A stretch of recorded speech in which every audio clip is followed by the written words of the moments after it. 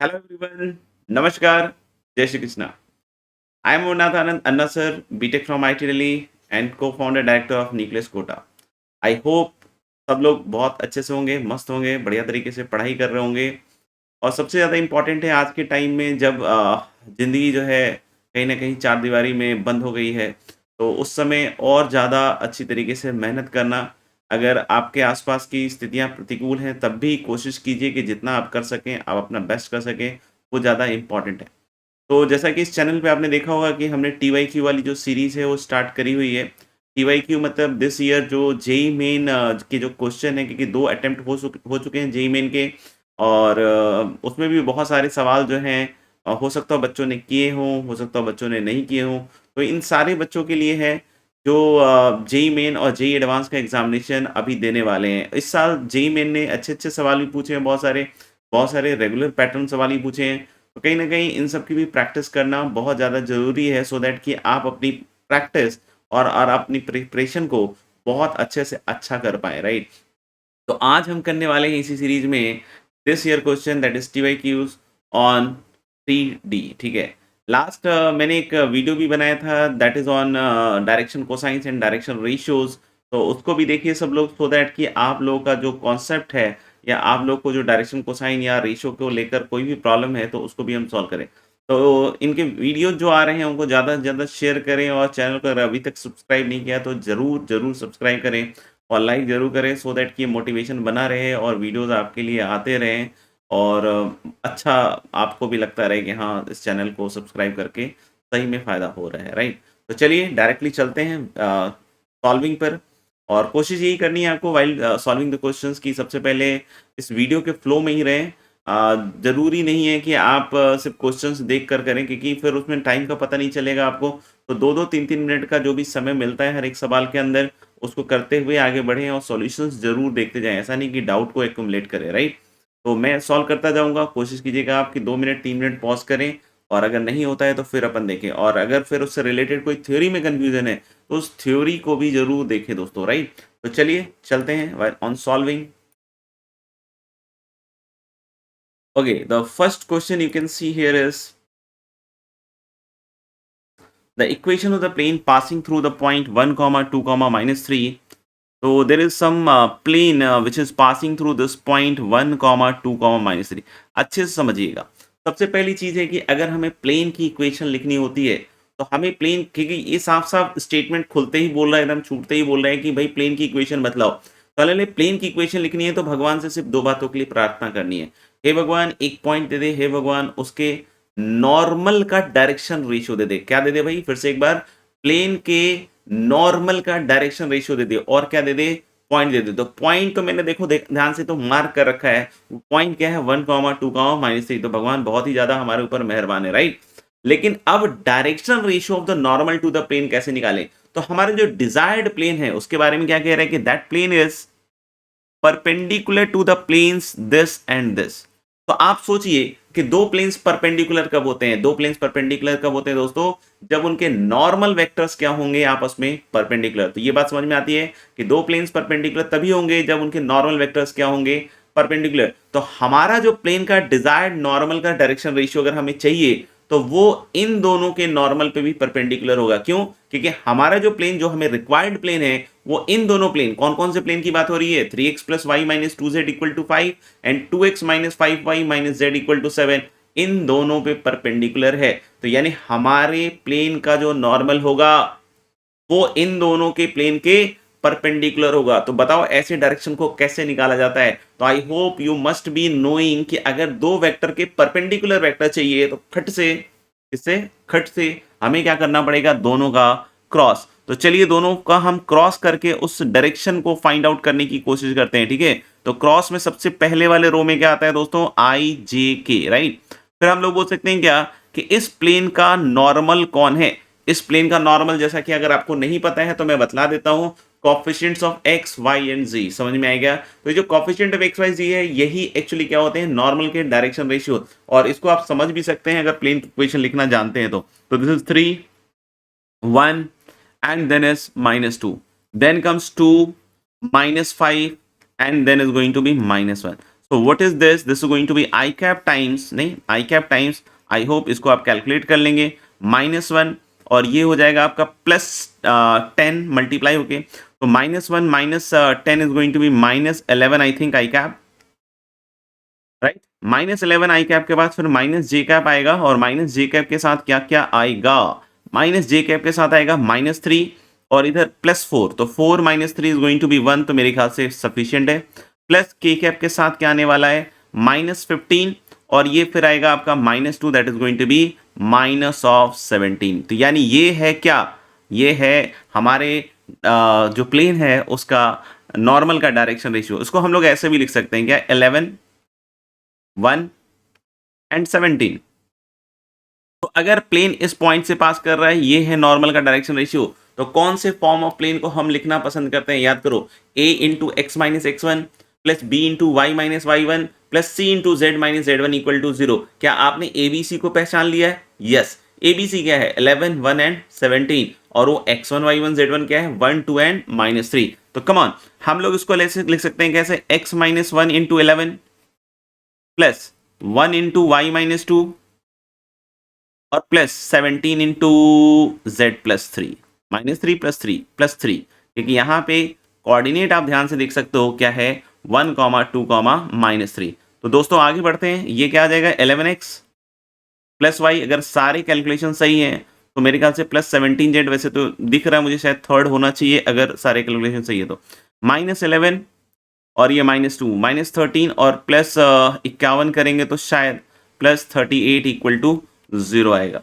ज़्यादा अच्छा है कि एक बार मैं सॉल्यूशन सॉरी आंसर जो है उसका एक बार देख लूँ, सो दैट कि कहीं कोई कंफ्यूजन ना रहे, right.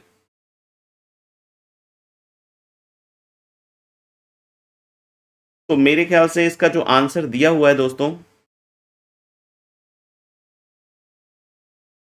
I hope is third, right. तो मेरे ख्याल से ये दिख गया। वैसे मुझे इसके बाद प्लेन लिखने की ऐसा जरूरत थी नहीं, जब मुझे दिख गया था कि 11, 1 और 17 आ रहे हैं direction ratios of the normal, तो डेफिनेटली इसके अलावा और कोई चॉइस हो नहीं सकता था।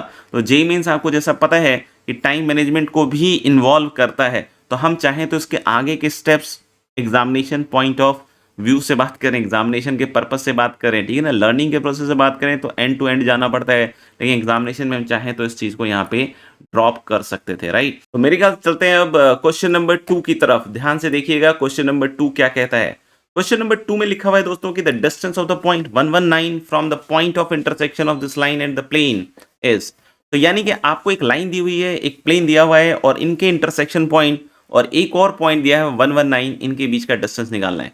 तो मेरे ख्याल से लाइन और प्लेन का पॉइंट ऑफ इंटरसेक्शन निकालना इतना बड़ा काम नहीं है, काफ़ी आसान सा काम है जिसको हम बहुत इजीली परफॉर्म कर सकते हैं। क्या कर सकते हैं देखिएगा ध्यान से, क्या हम लाइन के ऊपर कोई पॉइंट ले सकते हैं क्या? Can we take any point on the line? तो आंसर इज यस।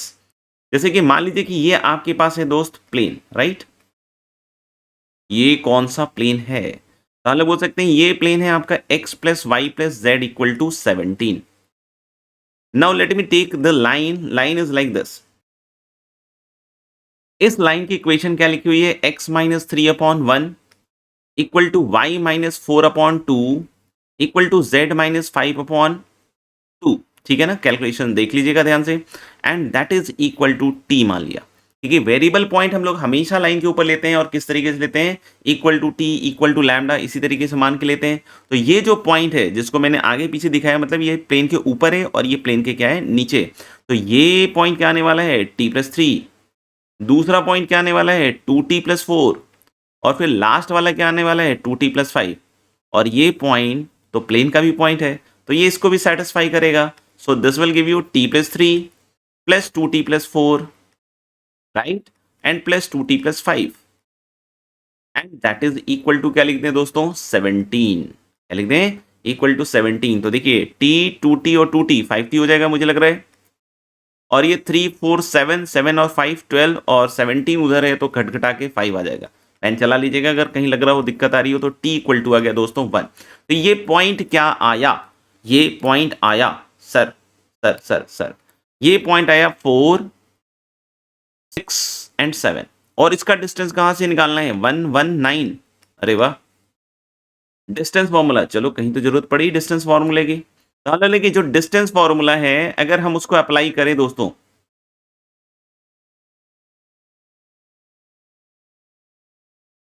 ठीक है, तो मान लो कि जो डिस्टेंस फॉर्मूला है this is going to be root over of 4 - 1, 3 का स्क्वायर दैट इज 9, प्लस हम लोग बोल सकते हैं 6 - 1 दैट इज 5 का स्क्वायर दैट इज 25, और 7 - 9 दैट इज 2 का -2 का square that is 4।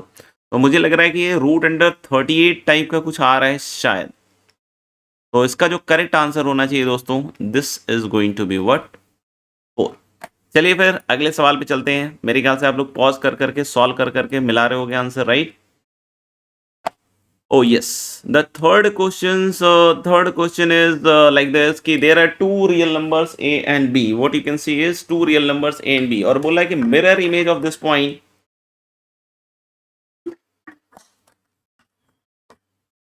with respect to the line. Okay.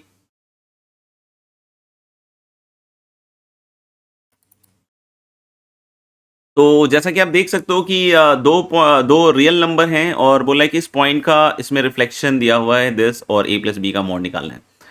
तो वैसा कुछ काम नहीं कर देना कि जैसे अगर आपको फॉर्मूला याद होगी सर, रिफ्लेक्शन का एक पॉइंट में निकालते थे x2 - x1 अपॉन ए, y2 - y1 अपॉन बी, वो ध्यान रखिएगा कि वो 2D के लाइन के लिए निकालते थे, राइट?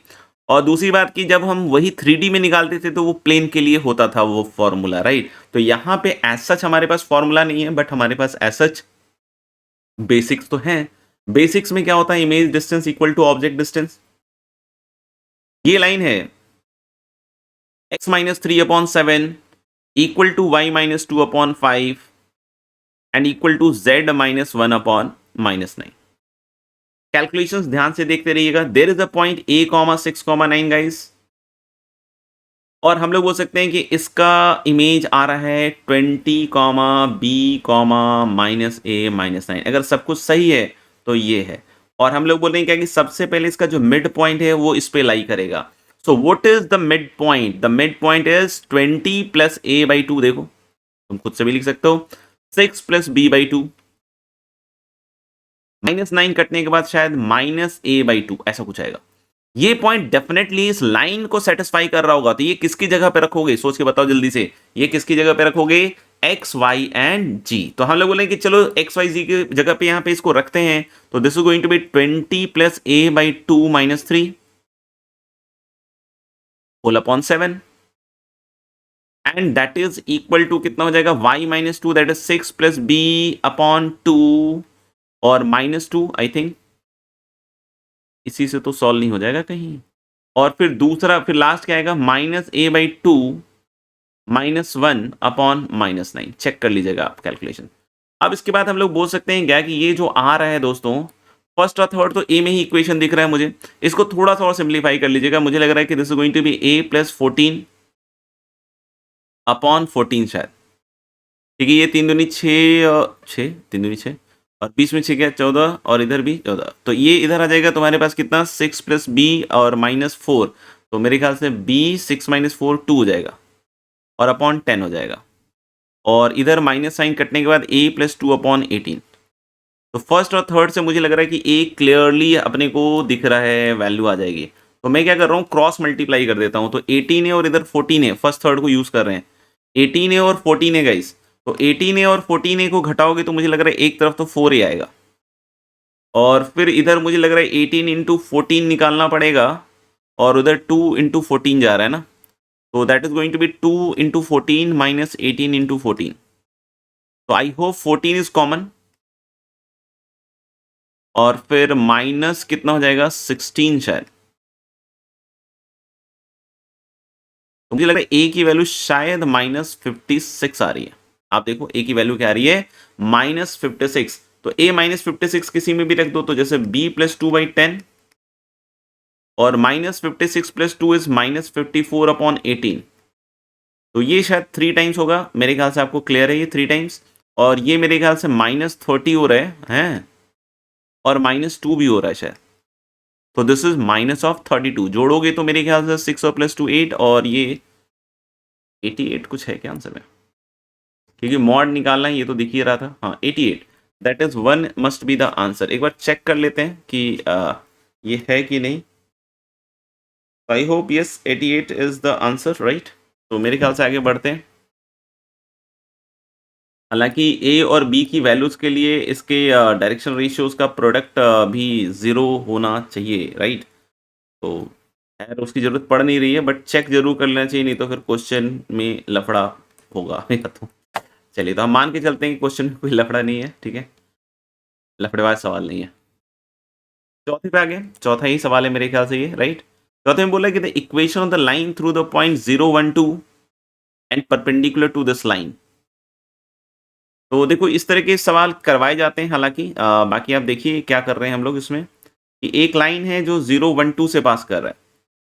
कीजिएगा जरूर, क्योंकि इस तरह के सवालों में बच्चे अक्सर कुछ गड़बड़ कर ही देते हैं, और वो इस लाइन पे परपेंडिकुलर है। तो ये खुद बोल रहा है कि ये इस पे कैसा है, परपेंडिकुलर है, और this is like x minus 1/2 and y plus 1/3, z minus 1/-2, ठीक है। तो सबसे बड़ी दिक्कत मुझे क्या समझ में आ रही है यहाँ पे, कि अगर ये इसके परपेंडिकुलर जा रहा है, तो देखो इन्होंने तो शायद मुझे लग रहा है कि इस तरह का केस ले लिया है। जैसे इसके ऊपर तो एक वेरिएबल पॉइंट हम ले सकते हैं इस लाइन के ऊपर, जैसे this is equal to t मानो। तो मुझे ऐसा लग रहा है कि सवाल में थोड़ा कुछ कमी है, जैसे इसको इंटरसेक्ट करता हुआ भी लिख देना चाहिए। अगर उससे अगर आंसर आ रहा है ना, तो इंटरसेक्शन से आ रहा है, जैसे मैंने डायग्राम बनाया है इंटरसेक्ट करता हुआ, तो अगर उसे इंटरसेक्शन से आता है तो इनको लिखना चाहिए कि the equation of the line through this is perpendicular to the line and intersect the line. अब बोलोगे सर इसकी जरूरत कहाँ पड़ गई आपको? इसकी जरूरत ऐसे पड़ी है दोस्त, क्योंकि ये 3D में है, और 3D में हम लोग ऐसी बहुत सारी लाइन सोच सकते हैं जो शायद, वैसे तो उन्होंने बोला है कि परपेंडिकुलर टू दिस लाइन, चलो चलाने के लिए चला सकते हैं, कोई इशू नहीं है। लेकिन जैसे जनरली कोई दो लाइन होती है तो उसमें अपन को देखना पड़ता है, अगर स्क्यू भी हो तो फिर गड़बड़ हो सकता है, उसमें परपेंडिकुलर तो हो जाता है, लेकिन यहाँ पे शायद चल जाएगा। चलिए, तो मान लें कि ये लाइन इस पे परपेंडिकुलर है, ध्यान से देखिएगा, ये सॉरी ये पॉइंट जो है इससे परपेंडिकुलर ड्रॉप किया गया, और इस परपेंडिकुलर लाइन की हमें क्या लिखनी है, इक्वेशन लिखनी है। तो मेरे ख्याल से कुछ खास नहीं है। अब इस पॉइंट को पकड़ लीजिए, टी के टर्म में क्या लिखिएगा बताइए, 2t+1। दूसरा पॉइंट क्या आएगा भैया, 3t-1, और लास्ट पॉइंट क्या आएगा, 1 - 2t, आई थिंक, राइट। और इस वेक्टर को लिख लें घटा के, तो इस वेक्टर को लिखोगे तो कितना आएगा, 2t+1 - 0, या 0 माइनस जो भी लिखना है तो लिख लेना आप। तो डायरेक्शन चाहो तो मैं चेंज कर देता हूं, ऐसे कर देते हैं। तो 2t+1 आई कैप, 3t-2 जे कैप, और फिर क्या आएगा, 1 - 2t-2, तो दैट इज -1 - 2t, ये वेक्टर आएगा इसके अलाउंग, ठीक है ना। और इसका इसके साथ जो डॉट होगा 2 3 - 2 के साथ, ये डॉट क्या होना चाहिए दोस्तों, 0, क्योंकि ये एंगल कितने के बराबर दिया हुआ है, 90। So this is going to be 4t+2, फिर कितना आ जाएगा, 90 - 6, अगर सब कुछ सही चल रहा है तो, और प्लस आ जाएगा 2 + 40 = 0। दिख रहा होगा मेरे ख्याल से स्क्रीन। तो आप देख लीजिए यहाँ से, मेरे ख्याल से 40 और 90, 13t और 40, 17t लग रहा है यहाँ से, और यहाँ से 4 - 6 इज गोइंग टू बी -2, तो दिस इज 2, तो t की वैल्यू आ रही है 2/17। पता नहीं, बहुत अजीब गरीब सा आ रहा है। तो अगर ये ऐसा है और हमें इस लाइन की इक्वेशन लिखनी है, तो देखो 0 1 2 तो सब में है, मतलब इस पॉइंट को यूज किया गया है। हमें बस चाहिए इसका डायरेक्शन रेशियो चाहिए। तो 2t+1 के हिसाब से अगर हम इसका डायरेक्शन देखेंगे तो 2 दूनी 4 और 17, 17 4 21 ना, तो 21/17 आ रहा है डायरेक्शन रेशियो में इसका। फिर 3 दूनी 6, और 6 और -34 करोगे तो मेरे ख्याल से -28 लग रहा है मुझे, और ये शायद 4/17, और 17 जुड़ेगा तो मेरे ख्याल से -21/17 ऐसा कुछ आ रहा लग रहा है। तो उसमें कुछ कटकटा जाएगा 7 से, तो ये 3 -4 और -3 ऐसा कुछ है क्या, 3 -4 और -3, या तो मैंने कुछ गलती कर दी है, तो प्लस ही होगा ना, या माइनस क्यों होगा, नहीं नहीं नहीं नहीं, माइनस ही होगा। तो -343 भी हो जाएगा, कोई दिक्कत तो है नहीं। शायद 4th नंबर आना चाहिए इसका, ये वाला आ जाएगा शायद 4th नंबर, देख लीजिए आप। तो एक बार मैं चेक कर लेता हूँ, इसका आंसर भी चेक कर लेता हूँ। शायद मेरे ख्याल से आंसर इसका 4 ही है, -3, 4 एंड 3। चलिए ठीक है। Now let's move to the question number 5। Question number 5 में क्या बोला है कि देयर इज अ प्लेन, और ये प्लेन किससे पास कर रहा है, इन 3 पॉइंट से दोस्तों। और ओ एक ओरिजिन और ओ है, और P is a point 2 -1 1, and projection of OP on this plane is of length. तो हम लोग बोले कि ओपी का प्रोजेक्शन बतलाना है हमारे को, राइट। तो हम लोग बोल सकते हैं जो भी प्लेन होगा, राइट, तो मान लीजिए ऐसा है, और इस प्लेन पे 3 पॉइंट्स हैं, A1 2 3, फिर there is a point B2 3 1, and there is a point C2 4 2। क्या हम इस प्लेन का नॉर्मल निकाल सकते हैं क्या? प्लेन का नॉर्मल निकालने का सिंपल फंडा है कि हम इन वेक्टर्स को लिख लें। जैसे ये वेक्टर आ जाएगा आपका मेरे ख्याल से 1, and then is 1 again -2, right. और फिर इधर से निकालोगे तो मुझे लग रहा है 1 2 एंड माइनस ऑफ 1 शायद। तो हम लोग बोल सकते हैं कि ये जो नॉर्मल आएगा दोस्तों, this is IJK 1 1 -2 and finally 1 2 -1, शायद देख लीजिए एक बार। अब हम लोग बोल सकते हैं कि इसकी वैल्यू निकालोगे तो this is going to be I times what, -1 और +4 हो जाएगा शायद, तो 3I -J के साथ -1 और +2, तो -1, तो 3I -J और साथ ही साथ 2 -1 दैट इज K। तो ये नॉर्मल आ जाएगा इसके अलॉन्ग, राइट। तो अब हम लोग बोल सकते हैं कि there is origin and there is this point, तो ये वेक्टर हो गया 2 -1 1। अब प्लेन का नॉर्मल हम लोगों ने बोल दिया कि ये वाला वेक्टर है। ये प्लेन का नॉर्मल क्या हो गया दोस्तों, 3 -1 एंड 1। और हम लोग बोल रहे हैं कि ये हम लोग को निकालना है। तो अगर हम इस एंगल को थीटा माने दोस्तों, ठीक है ना, तो हम लोग बोल सकते हैं कि ये लेंथ है जैसे कि √6, तो हम लोग बोल सकते हैं कि this is going to be √6 into sine theta. क्या कहते हो? तो क्या कॉस थीटा निकाल सकते हैं? यस, दोनों का डॉट अपॉन दोनों का मॉड, इन दोनों का डॉट, तो 3 2 6 7 1 8, और अपॉन दोनों का मॉड, तो मॉड में कितना आ जाएगा, √6 एंड दिस इज 9 11, √11। ठीक है। और अगर हम साइन थीटा निकालते हैं तो √6 और अपॉन √6 इंटू √11 तो होगा ही होगा। बस ऊपर देख लेते हैं कितना आ रहा है, तो मुझे लग रहा है 66 - 64 that is going to be √2। तो ये कैंसल आउट हो जाएगा and the correct answer is going to be √2/11। अगले सवाल पे चलते हैं, दैट इज क्वेश्चन नंबर 6। ये थोड़ा अजीब सा लग रहा है यार, 15, अच्छा 35 है, ओके मुझे लगा एक कॉमा और है। तो ये चारों पॉइंट्स कोप्लेनर है, अच्छा अच्छा अच्छा अच्छा। तो अगर चारों पॉइंट्स कोप्लेनर हैं तो हम लोग बोल सकते हैं कुछ इस तरह का सीन बन रहा होगा।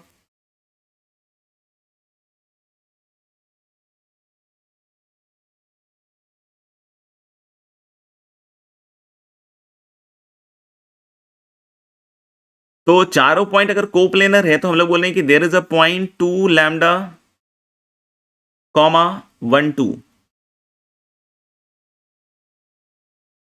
There is a point 1 5 35, if I am not wrong, अगर सही लिखा हुआ है तो शायद यही है, 7 5 5 एंड 1 लैम्डा 7। तो भाइयों अगर चारों पॉइंट कॉमन होता है तो मैंने जैसा आपने देखा भी होगा कि अपन क्या कर सकते हैं कि कोई भी एक पॉइंट पकड़कर 4 वेक्टर लिख लीजिए। जैसे मान लीजिए कि मैं इसको यूज कर लेता हूं, तो एक वेक्टर ये हो जाएगा, एक वेक्टर ये हो जाएगा और एक वेक्टर ये हो जाएगा। ये तीनों वेक्टर कैसे होंगे, कोप्लेनर। मतलब इसका बॉक्स क्या कर देंगे अपन, 0। इसका बॉक्स अगर आप 0 कीजिएगा तो this is going to be I hope 2 lambda -7 -4 and then is going to be -3। मुझे लग रहा है इस सवाल को अपन यहाँ पे छोड़ सकते हैं, राइट, क्योंकि लग रहा है कि इसके बाद आप सॉल्व करके शायद sum of possible values of lambda, तो सम ऑफ रूट्स निकाल लीजिएगा, -6 और 0, और फिर मेरे ख्याल से 30। अगर कैलकुलेशन रॉन्ग नहीं है देख लीजिएगा आप लोग, -6 लैम्डा -5 एंड 2। अब मेरे ख्याल से ये शायद क्वाड्रेटिक ही बनना चाहिए, देख लेना। तो क्वाड्रेटिक बनेगा तो सम ऑफ रूट्स निकाल लीजिएगा। हाँ, आंसर मैं कंफर्म कर देता हूँ, मेरे ख्याल से इस क्वेश्चन में अब ज़्यादा रह नहीं गया है। तो आंसर शायद जो एनटीएन दिया है शायद थर्ड है आंसर, ठीक है ना? Answer is what? थर्ड। तो देख लीजिएगा मेरे ख्याल से क्वाड्रेटिक वगैरह बनाकर, राइट? आगे बढ़ते हैं। 7वें नंबर सवाल पे आते हैं दोस्तों, आ जाइए, अभी आ जाइए। 7वें बोला कंसीडर द 3 प्लेन्स। अरे भारी भरकम लग रहा है भाई, 3 प्लेन्स दे दिया है। विच ऑफ द फॉलोइंग, अरे भगवान, ये तो ऐसे ही खत्म हो गया लग रहा है। इसको 3 मेरे ख्याल से काट देंगे तो इसमें क्या आ जाएगा, पैरेलल पैरेलल लग रहा है। तो x plus 5y plus 7z equal to 3। थोड़ा सा हटा के देखते हैं। और ये वाला क्या आएगा, x plus 5y plus 7z equal to 5/2। तो ये दोनों पैरेलल प्लेन्स हो गए, तो P1 and P3 are parallel. देखा, तो बहुत सारे सवाल ऐसे होते हैं जो with in less than 1 minute भी होते हैं, तो इस चीज़ का भी ध्यान रखिएगा कि अगर ऐसे सवाल अगर छूट गए तो ऑफकोर्स टाइम मैनेजमेंट में दिक्कत आएगी। अब सवाल बोल रहे हैं the mirror image of this point 135। अभी जो मैं एक फॉर्मूले के बारे में बात कर रहा था कुछ देर पहले कि एक प्लेन है, चलो इसको प्लेन की फील दिलाते हैं। देयर इज अ प्लेन, और इस प्लेन का बोल रहे हैं क्या कि इसके रिस्पेक्ट में जो इमेज आ रहा है, ये भी बहुत बहुत बहुत सिंपल सवाल हो गया, वो अल्फा बीटा गामा। तो इसके लिए डायरेक्ट फॉर्मूला आता है, राइट? याद भी रखा होगा आपने, I hope so. 4x minus 5y plus 2z minus 8 equal to 0। तो इसमें याद होगा x2 माइनस x1 लिखते हैं हम लोग upon a plus y2 minus y1 upon b। अगर सब कुछ कैलकुलेशन सही चल रहा है तो z2 minus z1 upon c। याद है क्या लिखते हैं, माइनस 2 टाइम्स ax1, तो 4 into 1 that is 4, minus 5 into 3 that is minus 15, और प्लस 10 लग रहा है मुझे, तो क्या लग रहा है, यही है ना, प्लस 10, और माइनस 8, और अपॉन कितना होता था, a square plus b square plus c square. तो that is going to be 16 plus 4 20, और 5 स्क्वायर इज 25, तो मुझे लग रहा है 45 टाइप का आना चाहिए। इसको थोड़ा कैलकुलेट कर लेते हैं, नहीं 14 और माइनस 23, तो 14 एंड 23,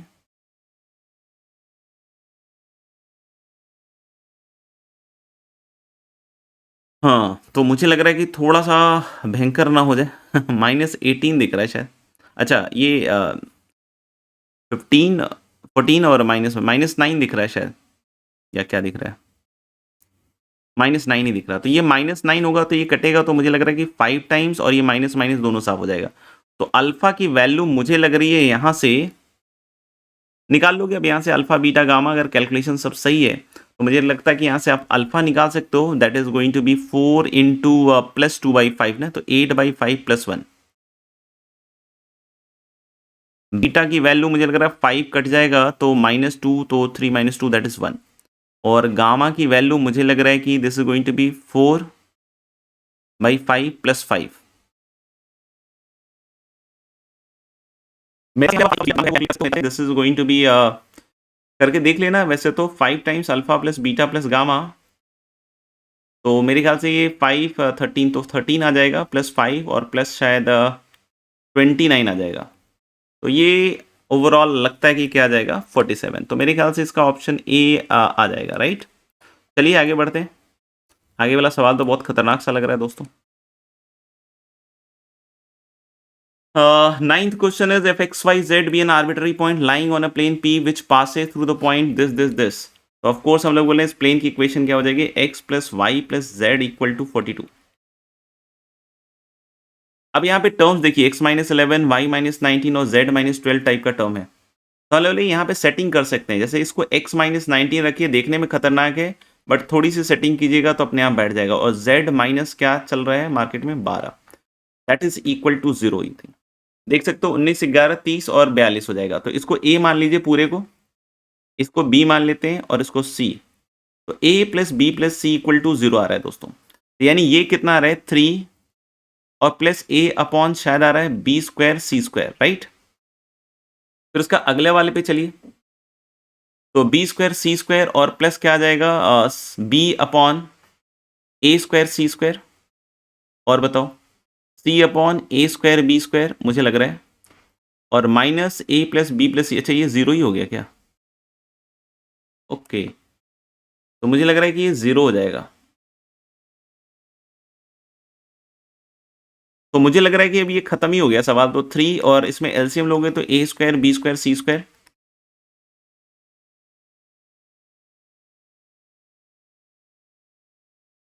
थ्री हम लोग बोल सकते हैं कि LCM a square b square c square, और ऊपर शायद दिख रहा है मुझे a cube plus b cube plus c cube, right. थोड़ा सा ये नीचे आ गया, बाकी मेरे ख्याल से मैं इधर लिख देता हूँ। तो 3 plus a cube plus b cube plus c cube क्या हो जाएगा? I think 3 ABC, a plus b plus c 0 है ना।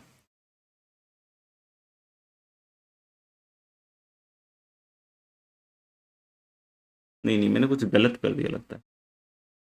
ये 0 नहीं होगा दोस्तों, ये 0 नहीं होगा, ये होगा आपका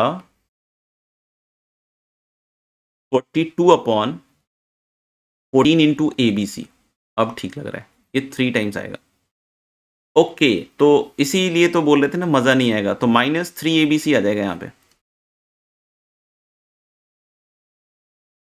देख लो, मैं ये एक्चुअली 42 और अपॉन 14 ABC आएगा, तो एलसीएम लोगे तो a square b square c square आने वाला है, तो a cube plus b cube plus c cube -3 ABC upon a square. और आपको पता है कि अगर a plus b plus c 0 है तो ये पूरी क्वांटिटी 0 के बराबर होगी। तो सो इसका करेक्ट आंसर मुझे लग रहा है 3 होना चाहिए। अगर है तो ठीक है, सेकेंड वाला लगता ऑप्शन आ रहा है। ठीक है, चलिए अब एक लास्ट सवाल ले लेते हैं। हालांकि थोड़े बहुत और भी सवाल थे, बट देखेंगे आगे चल के अगर कभी उसको सॉल्व कर पाए। ओके, 10th क्वेश्चन क्या दे रहा है कि if a is greater than 0, the feet of the perpendiculars from the point this and this on this plane are the points this and this. चलिए, मेरे ख्याल से काफी सिंपल सा ही सवाल लग रहा है कि लेकिन थोड़ा कैलकुलेशन वाला लग रहा है, ऐसा फील आ रहा है। जैसे ये एक प्लेन है LX plus MY plus NZ equal to 0, और साथ ही साथ क्या बोल रहा है कि there is a point a -2a and 3, right. और यहां से शायद एक परपेंडिकुलर गिरा दिया गया है, और इसका शायद C बोला ना, 0 -a एंड 1 -1, सॉरी, कैलकुलेशन देख लीजिएगा। B इज 045, और यहां से भी एक परपेंडिकुलर ड्रॉप किया, उसको D बोल रहा है। तो इस C और D के बीच का डिस्टेंस हमारे को निकालना है। तो बेसिकली हमें लग रहा है कि A का कोऑर्डिनेट निकालना पड़ेगा। तो फुट ऑफ द परपेंडिकुलर है, एक तो इस पे सेटिस्फाई करना चाहिए इसको, तो मुझे लग रहा है कि 0 तो खत्म, -MA, फोर्स मत लिखिएगा, -N इक्वल टू 0। तो मुझे लग रहा है कि M/N is going to be -1/A। Check करो एक बार, इस पर लाई तो करेगा ना। और दूसरा मुझे लग रहा है क्या कि इनके जो डॉट्स ले सकते हैं हम, क्या ले सकते हैं, 0 ले सकते हैं। किन के डॉट्स, बोलो बोलो बोलो। इसका नहीं नहीं, डॉट 0 नहीं ले सकते हैं, रेशियो ले लेते हैं इसका पहले। तो मेरे ख्याल से A-0 इज A, इधर -2A तो -A, और इधर 4, and this is upon L, this is upon M, and this is N। अब बोलो क्यों? क्योंकि ये नॉर्मल का यहाँ से भी तो आएगा, और यहाँ पे इसको यूज़ किया जा सकता है कि M/N की वैल्यू। तो मुझे लग रहा है क्या कि यहाँ से हम -A/4 इक्वल टू M/N लिख सकते हैं।